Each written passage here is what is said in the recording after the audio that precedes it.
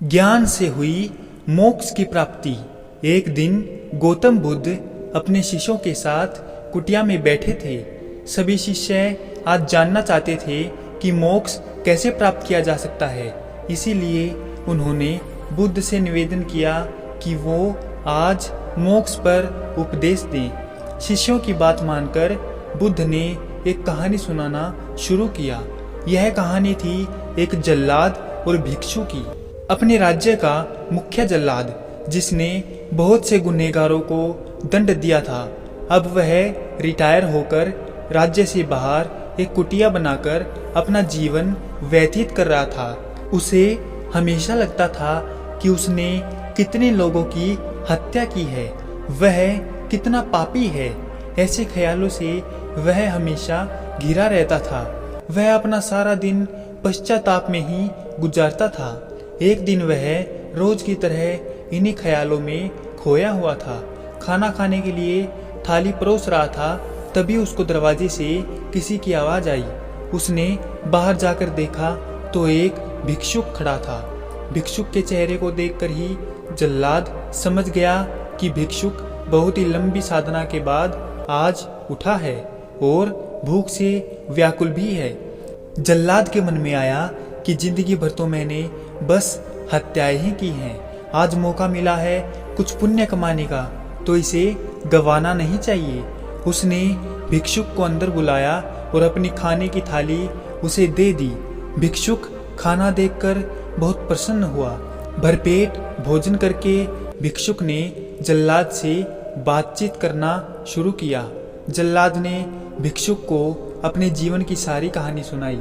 उसने बताया कि वह कैसा काम करता था, उसने कितने लोगों को फांसी दी और वह सोचता है कि वह कितना बड़ा अपराधी है। जल्लाद की वेदना सुनकर भिक्षुक बहुत ही शांत स्वर में बोले कि क्या तुमने वो जीव हत्याएं अपनी मर्जी से की थी?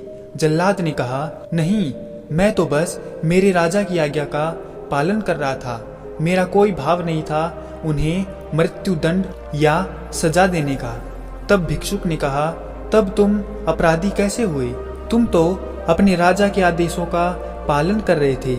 जल्लाद को एहसास हुआ कि वह किसी गलत काम के लिए जिम्मेदार नहीं था। उसका कोई दोष नहीं है, वह तो सिर्फ अपना दायित्व निभा रहा था। इस प्रकार जल्लाद का मन शांत हुआ। फिर भिक्षुक ने जल्लाद को उपदेश दिया और उससे विदा ले ली। भिक्षुक को विदा करके जब जल्लाद वापस घर में आया, उसकी मृत्यु हो गई, जिसके बाद उसको मोक्ष प्राप्त हुआ। इतना कहकर बुद्ध ने कहानी को विराम दिया। सभी शिष्य बहुत ही आश्चर्य के साथ बुद्ध की ओर देख रहे थे। किसी को समझ नहीं आ रहा था कि जिसने इतनी हत्याएं की हों, उसे मोक्ष कैसे प्राप्त हो सकता है। तब एक शिष्य ने यह दुविधा बुद्ध के सामने रखी। बुद्ध ने तब शिष्य को समझाया कि भिक्षुक के उपदेश से जल्लाद को ज्ञान प्राप्त हो गया था। जल्लाद के जीवन में पहली बार किसी ने उसे ज्ञान का उपदेश दिया था, इसीलिए मृत्यु के बाद उसे मोक्ष प्राप्त हुआ।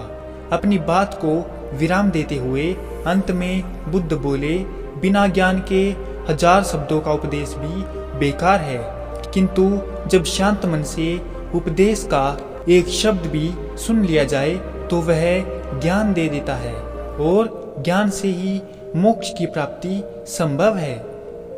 मोरल ऑफ द स्टोरी, इस कहानी ने हमें सिखाया कि अपने कर्तव्यों का पालन बिना किसी दुर्भाव के पूरी निष्ठा के साथ करना चाहिए। साथ ही अपने मन को हमेशा शांत रखना चाहिए, क्योंकि शांत मन से उपदेश सुनने पर ही वास्तविक ज्ञान प्राप्त हो सकता है, जो हमें मोक्ष की ओर ले जाता है।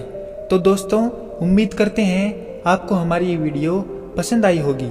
अगर आपको ये वीडियो पसंद आई हो तो हमारी इस वीडियो को लाइक और सब्सक्राइब अवश्य करें। आपका हमारी वीडियो देखने के लिए बहुत बहुत धन्यवाद और शुक्रिया।